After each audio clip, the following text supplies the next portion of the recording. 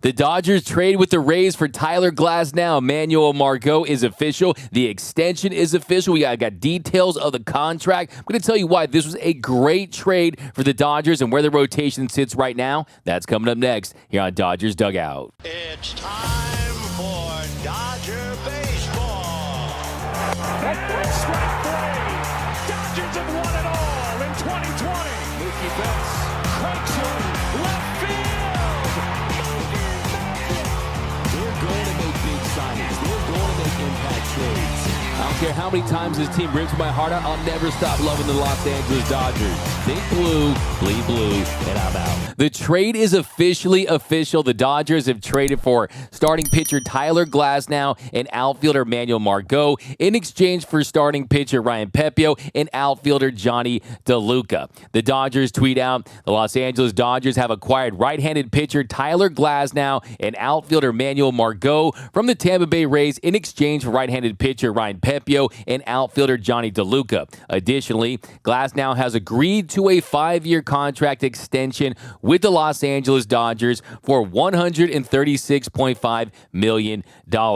Bob Nightingale, he tweeted out, breakdown of Tyler Glasnow's 5-year, $136.5 million extension with the Dodgers, 2024, $10 million signing bonus, $25 million salary, 2025, $30 million, 2026, $30 million, 2027, $30 million, 2028 club option for $30 million, or player option for $21.5 million. So that's how you get that extra $1.5 million there on the end. A lot of people were saying it's a $135 million contract, $110 million in new money. By the way, no deferrals. No deferrals in this contract. We're not seeing the Shohei treatment with 97% of his contract being deferred after 2034. That is not the case right here. And we're going to break down the contract more in just a second here, but Tyler Glasnow is in LA. He went to Dodger Stadium, and he posted on his Instagram yesterday, I am forever grateful to everyone in the Rays organization. The past 6 years have been the greatest years of my life.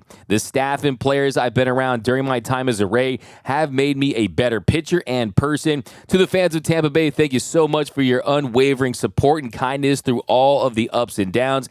Tampa Bay has become my home, and the memories I've made here will last forever. This isn't goodbye, just see you later. Probably at Gasparilla or something. Then he would go on to say, playing for the Dodgers has been a dream of mine since I can remember.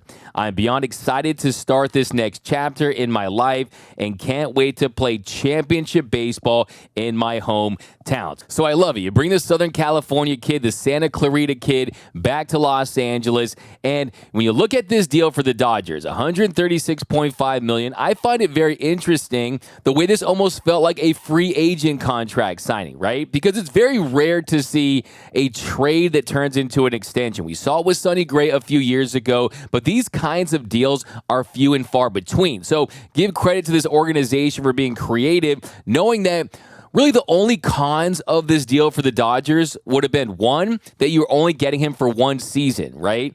Versus you would have 5 with Ryan Pepiot. Now, that's not the case. He's under contract. He has an extension. He's going to be here 4 years.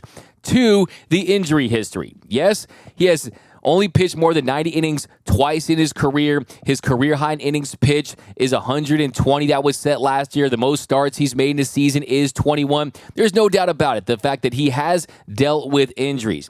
Do want to point out that his pitch mix has definitely been more refined in recent seasons. You're seeing a lot less fastball. You're seeing more slider, more curveball. So it's not just completely going out there trying to blow past guys with heaters. That's not what Tyler Glasnow does at this stage of his career. In 2018, he threw his four-seam fastball 70.5% of the time.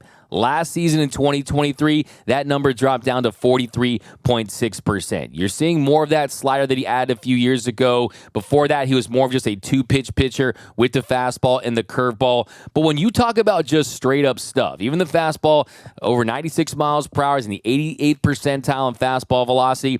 But that curveball is one of the most lethal pitches in baseball. Gets right on top of you, has filthy vertical break. Last season, opponents hit 95 off the curveball, had a 51.5% whiff rate. So you look at this stuff, There's no denying it. One of the best pitchers in the game when he's on the mound. And that is really the thing that I think that you need to know. That, yes, the injuries, a little bit of a concern. I'm going to talk more about that in a second here. But there's something you cannot deny when it comes to Tyler Glasnow. And that is that when he's on the bump, he's one of the top 5 to 10 pitchers in all of Major League Baseball. With the Rays in parts of 6 seasons, he posted a 3.20 ERA in 388 and a third innings of work, started 71 games. But if you look deeper into some of the more advanced statistics, since 2018, his strikeout rate of 33.5% is third in all of Major League Baseball behind DeGrom and Sale for pitchers with a minimum of 380 innings pitched. His 294 expected FIP is third. His 317 Sierra is fifth behind DeGrom, Sale, Cole, and Scherzer. So when it comes to a per inning basis, he's undeniably one of the best pitchers in the game. When it comes to rate statistics, also, he doesn't walk a ton of guys, a 7.8% walk percentage in that span. So that's what you need to know. In a nutshell, that if you look deep inside the numbers, you look under the hood, every single statistic will indicate that when he's on the mound, he is a top 5 to 10 pitcher in some of the more advanced statistics. And that's why the Dodgers felt comfortable signing him to an extension, because they know the upside potential that he has. Also, look at some of the injury history.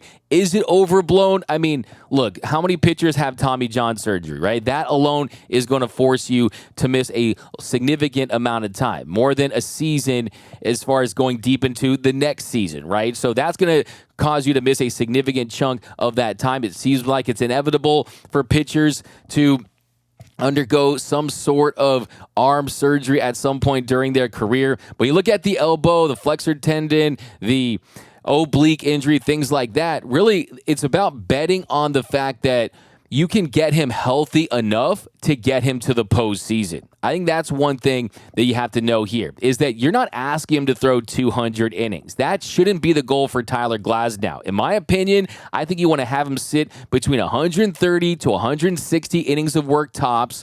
And then, yeah, if he has to miss a start here, miss a start there, the most important thing is you get him to the postseason feeling fresh and healthy and ready to shove, ready to go, because I think that's where he has the potential to really be a difference maker, because this guy is lights out when he is right. And look, the reality is that we've seen in this franchise, you don't need to win 111 games in the regular season. Yes, 100-win seasons are nice, but this franchise's goals are to win not just one World Series, but multiple World Series titles. And that was a swing in that direction with this kind of trade, because Andrew Friedman and company, they know that ace-level pitchers with this kind of stuff, there's like 5 to 10 of them in the world. So they jumped at that opportunity. They made the move for Tyler Glasnow. You guys have heard me on this show for months pushing for this trade before the Dodgers were even linked to Tyler Glasnow. Go back and look at some of the episodes. And for me, which is the fact that, yes, the upside is there. And I love the fact that the Dodgers, they're playing and making moves and building this roster for the postseason. Everyone asked that question after the regular season. Can you build a roster for the postseason? And I hear your counterpoint. Okay, 5.72 postseason ERA for Tyler Glasnow. Yes, he hasn't been fantastic, but he also has had his moments in stretches where he's dominated hitters. And that is the difference in the postseason. When you can dominate hitters and miss bats, that's how you take out some of that variance. And the bottom line is, to me, I think it's absolutely worth the potential risk. And his availability is going to be important. Like I said, most starts is 21 this season. Most innings is 120. But like I said, the fastball usage has gone down a little bit. I think the mechanics have cleaned up a little bit as well. And I think this Dodgers team is going to do everything from a advanced studies and developmental program standpoint and a sports science standpoint to try to do anything they can to keep him on the mound. Now, if you look at the new deal, I think it's a really fascinating deal when you consider the fact that, like I said, most of the time when players sign extensions, it's for the certainty, right? It's because maybe they are a little risk averse as far as betting on themselves. You get the sure thing. And usually when that's the case, you take a discount, right? That was the case really here. I mean, not really a big discount from Tyler Glasnow. No deferrals, $27 million AAV hit on the CBT. And I think that's for several different reasons. One, you're getting a guy to commit to a team that he's never played for. a stadium that he's never pitched at consistently at, right? And that really is the big thing. Two, the Dodgers, they realize this is fair market value. This is fair market value for a player that has A stuff. Just look at Carlos Rodon a few years ago. He's dealt with injuries. He's someone that didn't have a great track record in going deep into seasons, and you saw the velocity drop off towards the end of the year for Carlos Rodon, but he still was able to get a really nice deal because of those rate statistics. That's where you're seeing the league start to trend. It's not about the Aaron Nolas as much anymore, but I do think that Glasnow, had he reached free agency, could have got himself an Aaron Nola type deal because teams value that top end level stuff. Now, looking deeper in this deal, I think that the fascinating thing is the two-way option. It's a two-way club player option. The Dodgers have a $30 million team option. Now, if they don't pick that up, Glasnow has a $20 million player option that he can exercise.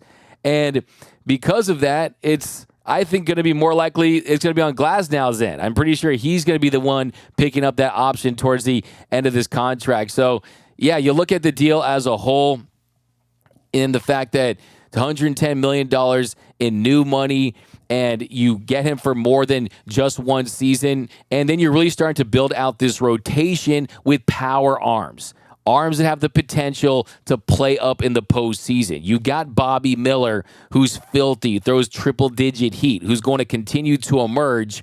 Big dude, 6'5". Tyler Glasnow, 6'8". You got Shohei Ohtani, 6'4", who is, when he's on the mound, he's nasty in his own right. He's a Cy Young caliber pitcher as well. So those are three big dudes fronting this rotation, and they're not done yet. They're going to add another starter, whether it be a Yoshinobu Yamamoto, whether or not they close on him. Right now, a lot of the industry insiders, they're feeling like the momentum is headed towards the New York Yankees. People I've spoke to, they feel like it's the New York Yankees. I'm still holding out hope that it's the Los Angeles Dodgers. And at the end of the day, he wants to play for a franchise that has Shohei Ohtani. He knows that Japan has 112 million people there and that all those eyeballs are going to be on the Dodgers for the entire season. Now, he could not want to embrace that, want to start his own chapter and go his own route with the New York Yankees, and there'll still be a lot of interest from Japan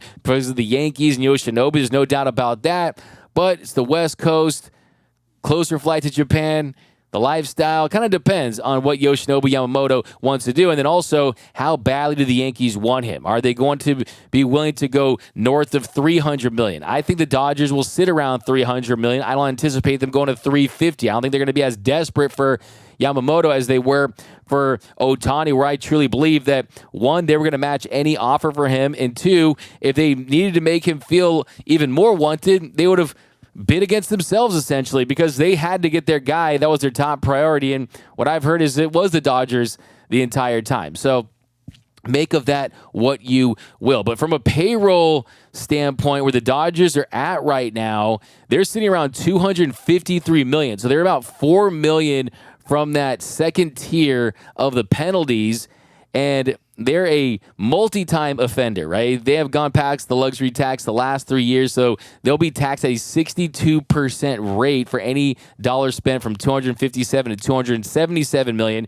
then 95% from $277 million to $297 million, and then, of course, the 110% dreaded Cohen tax that's north of that. So from a payroll standpoint, clearly the Dodgers were not afraid to go past that and pay the overages. It's just a part of, it's the price of doing business, essentially, in this market, considering how win now this team is, how dedicated they are to a parade for next season. I love hearing Andrew Friedman on this show talk to me about that when Friedman said, hey, we do want to have another parade. That tells me they're not happy and content with what happened in 2020. I actually spoke to the owner of the Dodgers, Mark Walter, and he told me that personally. So, yeah, I know this organization is as aggressive as ever. They want to make moves, and Tyler Glasnow, it was a great pickup, an absolute great trade in my opinion. I love Ryan Pepio. He made tremendous improvements when it comes to command, and You saw a walk rate around 3%, a 2.14 ERA.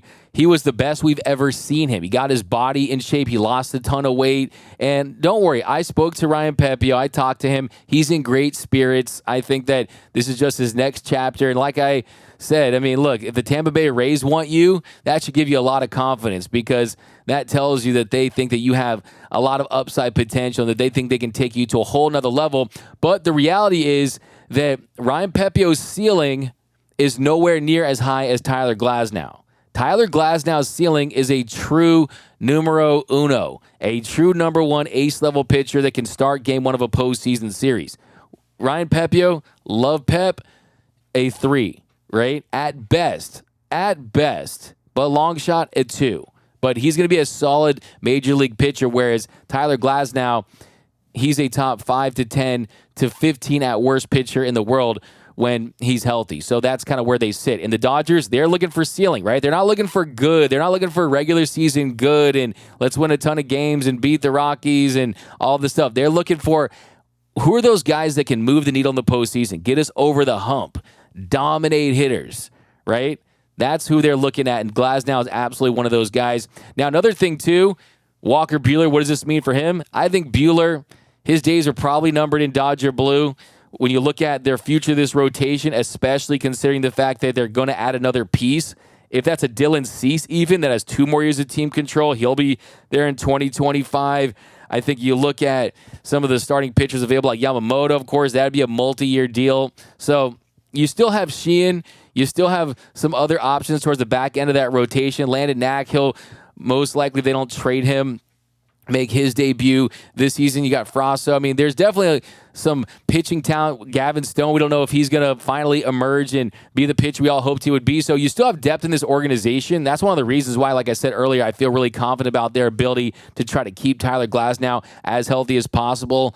But look, I think this does really point to probably the end of the Walker Buehler era in Dodger blue. He's going to probably get paid if he has himself a really good season. But yeah, when you kind of just look at this whole rotation, lots of youth and experience, guys coming back from Tommy John surgeries, they needed pitching in the worst way, right? They needed pitching in the worst way. Like I was saying, it is like we got Shohei Ohtani. That's like going out there, you're buying a Rolls Royce, but you don't have a functioning toilet. Now the plumbers came and the toilet's been fixed a little bit, but still you got a leaky roof and you have to patch that up as well. So the job's not finished when it comes to starting rotation, but I will say this.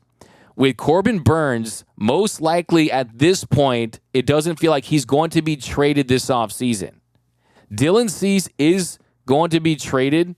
I think that'll come shortly. I've heard that'll come shortly after the Yamamoto signing and possibly the Blake Snell signing and when these top flight pitchers are signed. By the way, I told you guys, Blake Snell, I wasn't interested. Clearly, the Dodgers aren't interested as well. There's a report out that the Dodgers haven't been interested in Blake Snell, I think for a lot of different reasons that I've talked about on this show multiple times. But look, they're waiting for those guys to sign. Then you could see Cease get traded.